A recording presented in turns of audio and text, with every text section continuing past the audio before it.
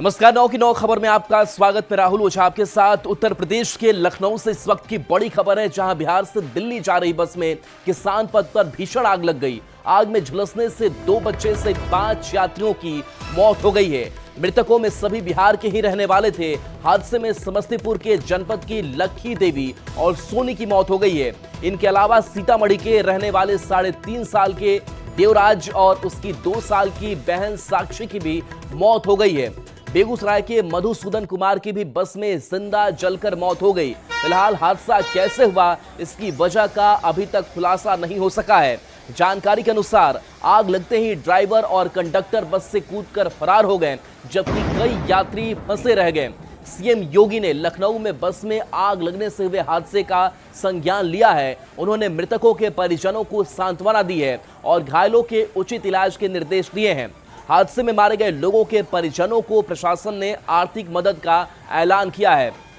मृतकों के परिजनों को 4-4 लाख रुपए दिए जाएंगे। तो बड़ी खबर, बड़ा हादसा सामने आया है और जो मृतक हैं वो सभी बिहार के ही रहने वाले बताए जा रहे हैं। आश्रितों को 4-4 लाख रुपए मुआवजा सरकार देगी। तो बता दें कि जिनकी मौत हुई है उनकी पहचान एक बार हम आपको बता दे रहे हैं। हादसे में समस्तीपुर के जनपद की लक्की देवी और सोनी की मौत हो गई है। इनके अलावा सीतामढ़ी के रहने वाले 3.5 साल के देवराज और उसकी 2 साल की बहन साक्षी की मौत हुई है। बेगूसराय के मधुसूदन कुमार की भी बस में जिंदा जलकर मौत हो गई है। और फिलहाल हादसा कैसे हुआ है इसके बारे में वजह स्पष्ट नहीं हो पाया है। तो ये बड़ी खबर है, जहां उत्तर प्रदेश के लखनऊ में यह हादसा हुआ। बिहार से दिल्ली जा रही बस में किसान पथ पर भीषण आग लग गई, जिसकी तस्वीर आप देख पा रहे हैं। कैसे बस पूरी तरीके से जलकर खाक दिखाई दे रही है। और एक वो तस्वीर है जब ये बस जो है वो धू कर जलती हुई दिखाई दे रही है। आग में झुलसने से 2 बच्चे सहित 5 यात्रियों की मौत हो गई है और मृतकों में सभी बिहार के ही रहने वाले हैं।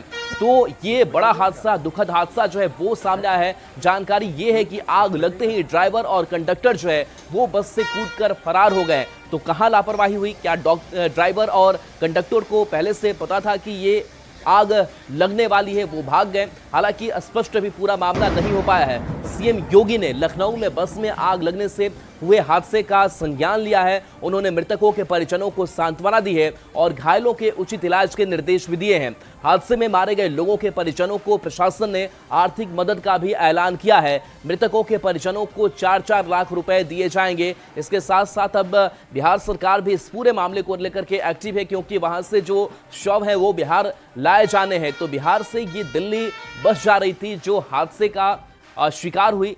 भीषण अगलगी हुई और आग कैसे लगी, किस वजह से आग लगी, क्या लोगों को इसके बारे में पता नहीं चल पाया? और आखिर क्या वजह रही कि जो ड्राइवर है, कंडक्टर है, वो फरार हो जाते हैं कूदकर, लेकिन यात्री इसी में फंसे रह जाते हैं। उन्हें मौका तक नहीं मिलता है कि वो बस से बाहर निकल पाए। और देखिए, इस घटना के बाद से जो दमकल की टीम है वो भी मौके पर पहुंची और इस आग पर काबू पाया गया, लेकिन तब तक बस भी जलकर खाक हो गई और ऐसे में 5 लोग की मौत हो चुकी है। और बता दें कि ये सभी जो मृतक हैं वो बिहार के ही रहने वाले हैं, क्योंकि ये बस जो है वो बिहार से ही दिल्ली जा रही थी और यूपी में ये भीषण अगलगी की घटना सामने आई है। ये सुबह करीब 4:40 के बीच का हादसा है। सबसे पहले हम न्यूज 18 के दर्शकों को उस बस की हालत दिखाएंगे। आप देख सकते हैं बस पूरी तरह से जल के राख हो चुकी है। जो यात्री इसमें सवार थे उनका ये कहना है करीब सुबह 4:40 पर ये आग लगी है और ये जो गेयर बॉक्स का एरिया है यहाँ से आग लगी है, ऐसा यात्रियों का कहना है।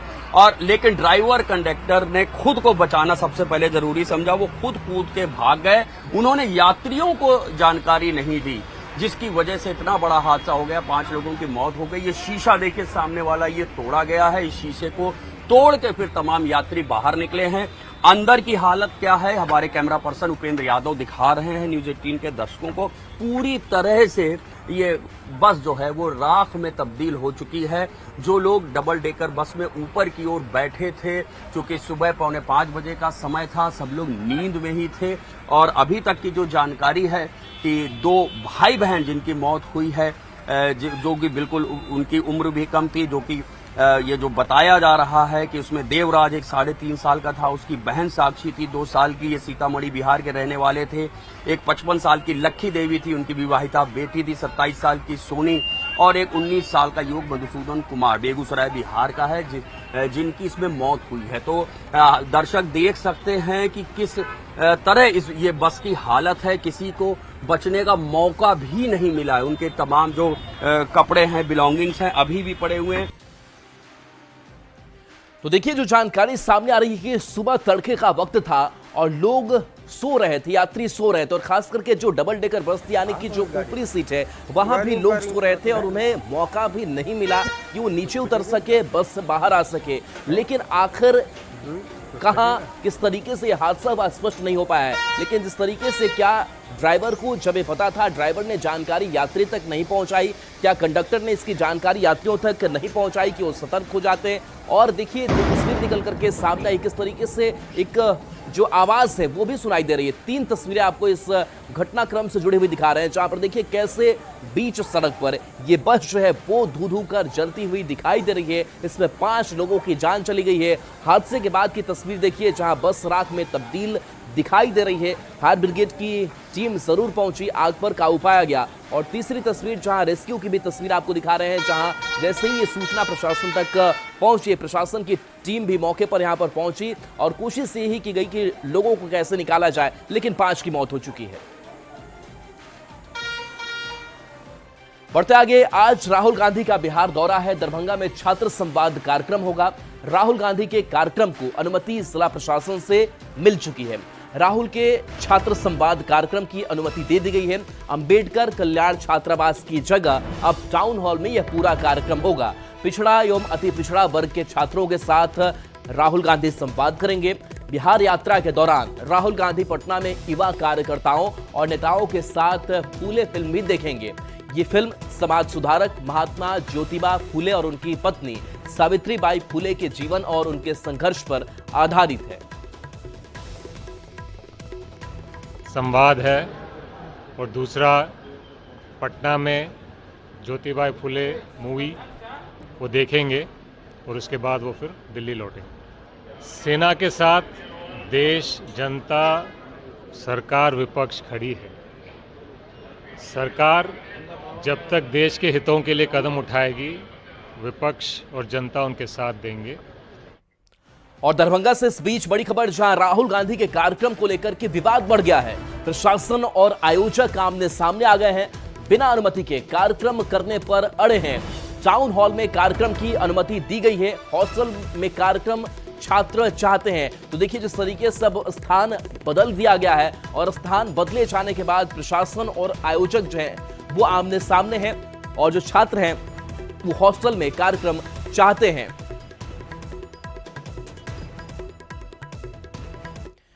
बिहार विधानसभा चुनाव में कांग्रेस अति पिछड़ा दांव खेलने जा रही है। अति पिछड़ा वोट बैंक को लेकर कांग्रेस ने रणनीति बनाते हुए कई पहल की है।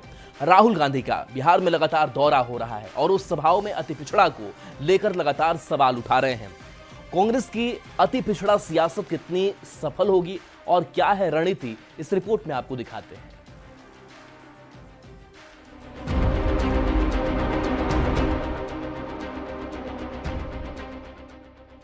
बिहार विधानसभा चुनाव को लेकर तमाम राजनीतिक दल अपनी अपनी रणनीतियों के साथ मैदान में उतरने की तैयारी में है। कांग्रेस अति पिछड़ा का दाव खेला खेलने की तैयारी में है। अति पिछड़ा वोट बैंक में सेंध लगाने के लिए राहुल गांधी लगातार बिहार में दौरे कर रहे हैं। दौरे की खास बात यह है कि राहुल गांधी जब भी बिहार पहुंचते हैं दलित और अति पिछड़ा की ही बात करते हैं। अपने सभी दौरों में राहुल गांधी ने दलित और अति पिछड़ा वर्ग को संदेश देने की कोशिश की। कांग्रेस ने बिहार में पहली बार अति पिछड़ा सेल का गठन भी किया है। इसकी जिम्मेदारी बिहार में अति पिछड़ों के लिए एजेंडा तय करना, उसके समस्याओं को सामने रखना और राहुल गांधी को फीडबैक देना है।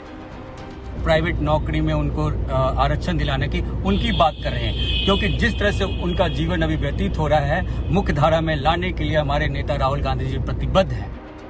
कांग्रेस के इस अति पिछड़ा दाव का सहयोगी दल भी समर्थन कर रहे हैं। हम लोग न सिर्फ चिंतित हैं, बल्कि उनको हक और अधिकार कैसे मिले, इसके लिए जनता के बीच में जाने का कार्य कर रहे हैं। वहीं बीजेपी और जेडीयू के नेता कांग्रेस के इस दाव पर तंज कस रहे हैं और बताने की कोशिश कर रहे हैं कि अति पिछड़ा और दलित समाज के लिए एनडीए सरकार में बहुत कुछ हो रहा है। कांग्रेस पार्टी अपने स्थापना काल से और आजादी के बाद से इस देश में पिछड़े वर्ग को ठगने का काम हमेशा किया है। राहुल गांधी चाहे जितना भी प्रयास कर ले, बिहार में उनका कुछ होने वाला नहीं है। बिहार के चुनावी समर में यह साफ है कि जिसने भी अति पिछड़ा वोट बैंक पर अपनी मजबूत पकड़ बनाई, उसके लिए जीत ज्यादा आसान होगी। अब देखना होगा कि कांग्रेस का अति पिछड़ा दाव कितना सफल हो पाता है, क्योंकि अब तक ये वर्ग बीजेपी और नीतीश कुमार का साथ देता रहा है। पटना से रवि एस नारायण के साथ ब्यूरो रिपोर्ट। और किशनगंज से बड़ी खबर, जहां भारत बांग्लादेश सीमा पर झड़प हो गई। सीमा पर बीएसएफ जवानों के साथ झड़प हो गई। बांग्लादेशी तस्करों ने झड़प की। बीएसएफ के 2 जवान, एक तस्कर घायल हैं। घास काटने के बहाने घुसपैठ की कोशिश कर रहे थे। जवानों ने चताया तो घुसपैठियों ने हमला कर दिया। तस्करों ने धारदार हथियार से हमला किया। ग्वालपोखर के आमबाड़ी बीओपी की घटना सामने आई है। घटना के बाद बाकी तस्कर बांग्लादेश की तरफ फरार हो गए।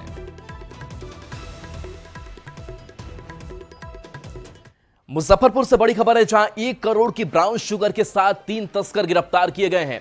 गया से खेप लेने आया व्यक्ति भी गिरफ्तार किया गया है। 3 लाख कैश और एक कार भी जब्त की गई है। मणिपुर में से ट्रेन से मुजफ्फरपुर 1 किलो ब्राउन शुगर लाई गई थी। अंतर्राष्ट्रीय बाजार में इसकी कीमत 1 करोड़ रुपए आंकी गई है। काजी मोहम्मदपुर थाना की पुलिस ने 3 तस्कर को इस मामले में पकड़ा है। सत्तू के नाम पर ब्राउन शुगर लाया गया था।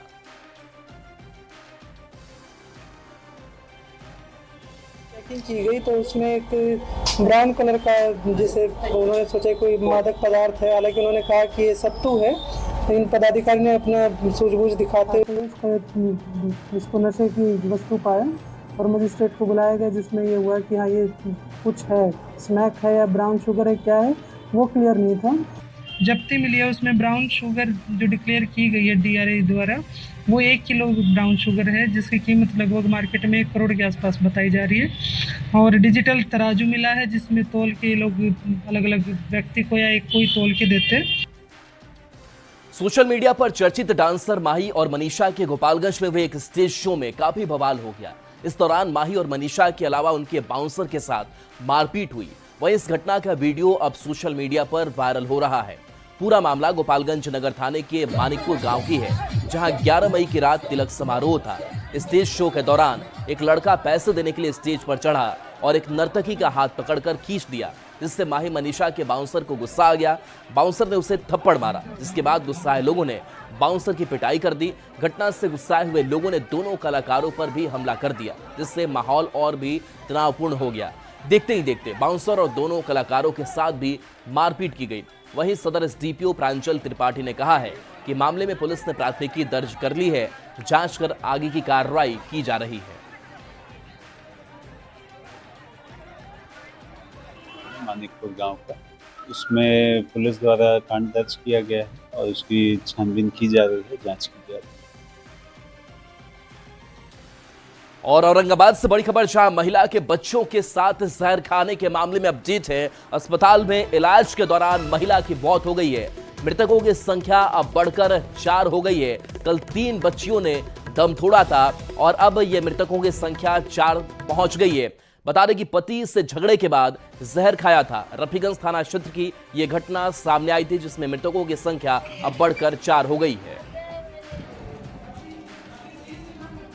हो गई है सदर अस्पताल में और एक बच्चा जो है इनका लड़का वो अभी एडमिट है। तो इस तरीके से 5 में से 4 व्यक्ति मर चुके हैं और एक बच्ची हुई है जो इलाजरत है। इस संबंध में विधि सम्मत कार्रवाई की जा रही है। डेड बॉडी का पोस्टमार्टम के लिए अग्रिम कार्रवाई की जा रही है। और मुजफ्फरपुर से बड़ी खबर है, जहां खेत की युवती के साथ गैंगरेप हुआ है। गैंगरेप का वीडियो भी वायरल कर दिया गया है। 3 युवक पर गैंगरेप का आरोप लगा है। पुलिस ने 2 को गिरफ्तार किया है। रामपुरहरी थाना क्षेत्र की घटना सामने आई है।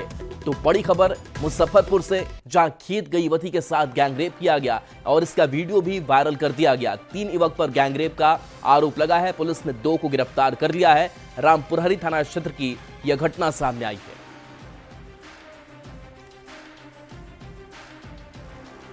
ये रामपुर खरीद थाना क्षेत्र का मामला है और ये बीते रात्रि की घटना है। पुलिस के संज्ञान में करीब 4 बजे सुबह पुलिस के संज्ञान में आया। उसके बाद फिर हम लोगों ने 2 लोगों को गिरफ्तार किया है, राजा कुमार और मिथुन कुमार। और जम्मू कश्मीर के पुलवामा में मुठभेड़ हुई। पुलवामा एनकाउंटर में एक आतंकी ढेर किया गया। आतंकियों और सुरक्षा बल के बीच मुठभेड़ हुई। बता दें कि 2 से 3 आतंकी के छिपे होने की खबर है। सुरक्षा बल ने पूरे इलाके की घेराबंदी कर रखी है।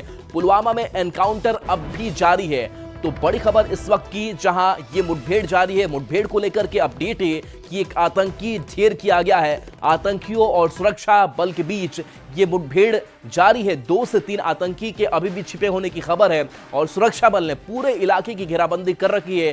पुलवामा में एनकाउंटर अब भी जारी है और एक आतंकी को ढेर भी किया जा चुका है। और बड़ी खबर आज defence minister Rajnath Singh, civil aviation minister Ram Mohan Naidu और army chief general Upendra Dwivedi Jammu Kashmir के दौरे पर रहेंगे।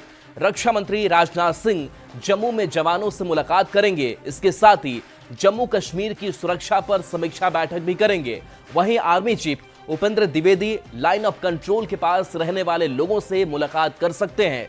आर्मी चीफ इस दौरे पर स्थानीय मिलिट्री कमांडर्स, सैनिकों और आला अधिकारियों के साथ मीटिंग भी करेंगे।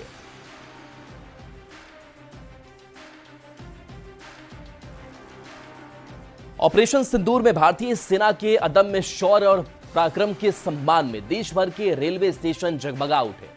भारतीय रेल ने वीर सैनिकों के प्रति अपनी कृतज्ञता व्यक्त करने के लिए यह अनूठा आयोजन किया। इस मौके पर कश्मीर से कन्याकुमारी और गुजरात से असम तक के रेलवे स्टेशनों पर राष्ट्रभक्ति का अलग जोश देखने को मिला है।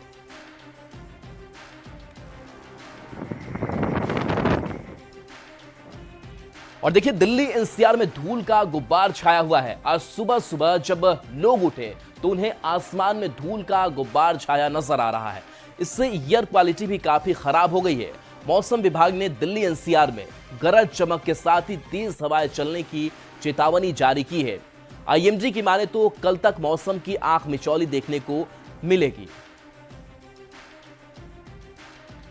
पटना के पटेल भवन में गृह विभाग और आपदा प्रबंधन विभाग की बैठक में सीएम नीतीश कुमार ने अधिकारियों को कई आवश्यक निर्देश दिए हैं। साथ ही राज्य की कानून व्यवस्था और पुलिसिंग गतिविधि की बेहतरी के लिए किए जा रहे कामों की जानकारी ली। निरीक्षण के दौरान मुख्यमंत्री ने कहा कि सभी लोग समय पर कार्यालय आकर अपने काम को बेहतर ढंग से निपटारा करें। पुलिस पर लोगों का पूरा भरोसा है, उस पर खरा उतरें। कानून व्यवस्था को बेहतर बनाए रखने के लिए पूरी मुस्तैदी से काम करें।